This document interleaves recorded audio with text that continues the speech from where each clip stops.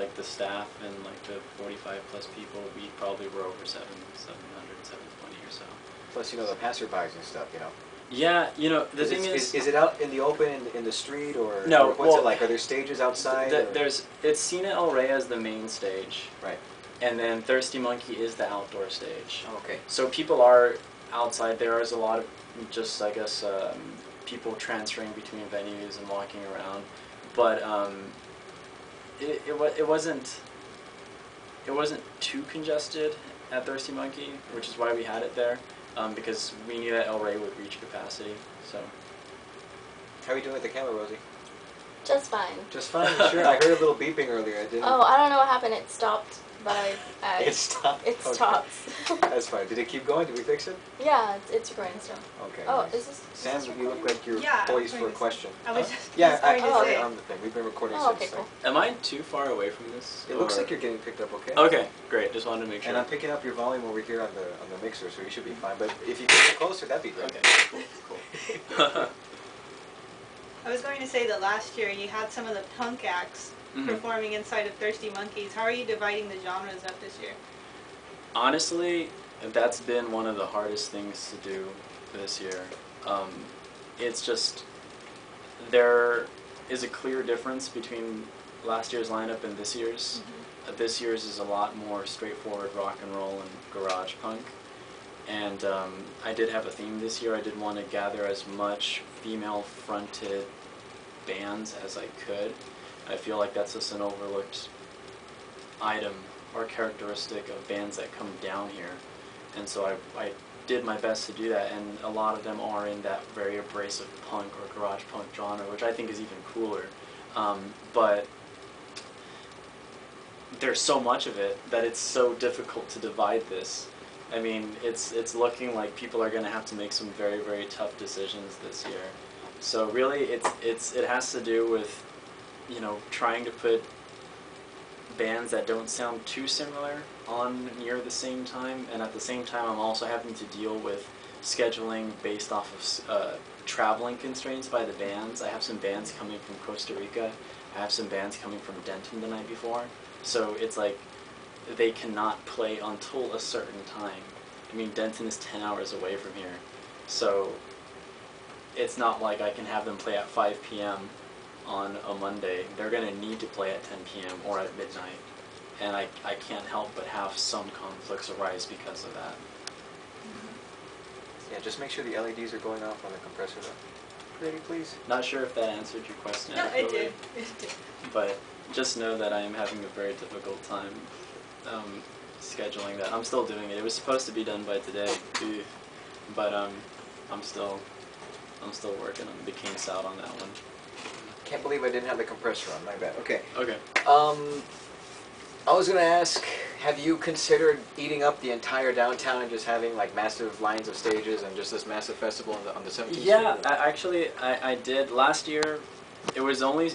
What happened was last year it was going to happen at this place called Sophie's, which is this excellent outdoor ranch-type venue in South McAllen. Yeah. The problem was that, like with all months of the year in South Texas, the weather is incredibly sporadic. So I needed to have the safety or insurance of an indoor venue to prevent massive rain from just flooding out an outdoor venue. Some promoters and event organizers get away with it, and kudos to them, but my anxiety and my nerves aren't that strong. Oh. I'd rather just have the safety of having half of the show or the majority of the show indoors. There's more control there. You There- don't want there- to there's have more a repeat control. of the old incubator days where Exactly. anything could happen. Yeah. Right. Especially with the volatility of 17th Street. Exactly. And so when I moved it last year, I had moved up Montreal to Cine El Rey. That's when the seed kind of planted, and I said, you know, it'd be cool if I could expand at Thirsty Monkey, and then maybe Bellini at 7, and you know, Brewski's. At the time, it was called Brewski's. And so I'm doing it this year, but the only thing that's kind of prevented me from wanting to take over downtown, and I shouldn't say take over, that sounds very... No, like totally. You want to take over the downtown. It's okay. But- Freudian slips are great. Right. I guess what's preventing me from doing that is the fact that besides Cine El Rey and Thirsty Monkey and maybe like 2 other venues that are way up north, these things are dropping like flies. These bars are just opening and closing and opening and closing. So I need to be booking these things 5-6 months in advance, and it's scary to say that a lot of times these bars don't even last like 8 to 10 months, you know. So I may book a venue that's only been open for 8 months, and then it's scary for me to think like, man, will this place be open in 6 months? Because that's happened. Right. You know, like a venue may close down or a bar may close down. So that's one of the reasons that's prevented me from wanting to expand downtown. Is just Let's talk about your musical background for a little bit. Sure. A birdie told me something about Dignan. I'm not really 100% on that. Dignan. I've booked them several times. Oh, you've booked and them I'm a several huge times. fan of He Dignan. plays for Okay. Young Maths. Oh, you played for the Young Mads. Yeah. Okay. Yeah. Somebody told me you played for Dignan way back That's in the day, cool. but I didn't. No. You see how news travels around about people, you know? That's great. I'm all about that. That would probably help my personal brand. Hype Williams up in here, man. There you go. No, yeah. I've never played with Dignan. I have a tremendous amount of respect for those guys, though, and I'm a huge fan of their music. But I do play guitar in the Young Maths, Yeah. and that's always fun. That kind of keeps that other realm of interest I have in music. alive In that and case, let going. me ask you, what's your favorite song from the Young Mads? My favorite song Your from favorite the Young song. Maths? Yeah. To be totally honest, I normally have problems answering questions like that, but this time I don't. Only because the main songwriter, Robert Godinez, he's been just shelling out all these demos and writing a lot of new material. And Under he'll- his name or under the Young well, Mads? it's supposed to be for the Young Maths, and Right. the idea is he sends out demos and music to us, and then we kind of chew on this stuff and send feedback and add our own parts. But I'm very stubborn and I'm very purist, so when I hear something for the first time and I like it, I'm very much like, keep it that way, don't even touch it. And so he's been sending me some new material that I don't even have names for, and I'm just really into and excited just to hear. And it's these situations where I don't even want to play guitar on it or contribute, and it's like he's sending them to us because he wants us to contribute feedback, but I'm like, no, I'd rather just keep the songs When was raw. the last show y'all played? I think the last show we played was in January Yeah. with this band called Deep Time out of Austin, and we played at Fallback Records. Yeah. That's a place I've been wanting to check out for Yeah. the longest time. It's a man. great We've been place. ridiculously busy with the move and everything. Sam knows. Oh yeah. Where are we're you not moving? we're not fully moved in. Oh, actually. moving here. Yeah, moved Okay. in here to the new incubator. For sure.